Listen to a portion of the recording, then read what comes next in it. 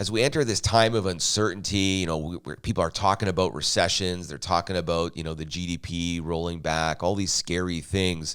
And we need to be able to do what we call recession-proof selling. One of the key elements of recession-proof selling is creating those strong relationships with the clients you already have. When you look at those clients, how deep are those relationships?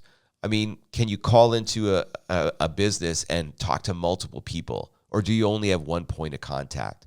If you only have one point of contact, there's a good chance that relationship isn't as strong as you think it is.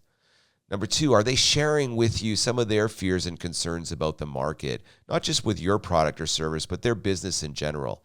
How are you helping them, maintain their business share or their sector of the market versus, getting eaten up by competitors? What value are you bringing? What insights are you bringing to their business right now?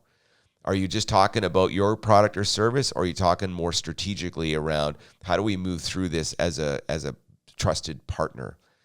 That's really critical when it comes to recession-proofing what you're going to do. Now, alternatively, we can look for other types of markets.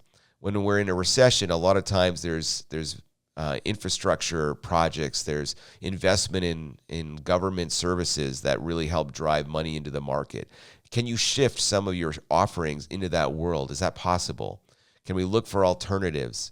And lastly, when we look at the people we already sell to, we have strong relationships. Can we identify companies that maybe are a little less impacted by changes in tariffs and trade that we can then go to and expand our market share with? Yeah, we might lose on some companies that are more exposed, but can we work with other companies that have a more of a protected market that doesn't have that impact? We got to look for options. What we can't do is sit there and stare at the wall and hope it changes. Hope is not a strategy. Look for opportunity in times of uncertainty. If any of that resonates with you, join us for our upcoming webinar on Trump, tariffs, and trade wars, where we're going to give you some practical solutions to use in the marketplace today.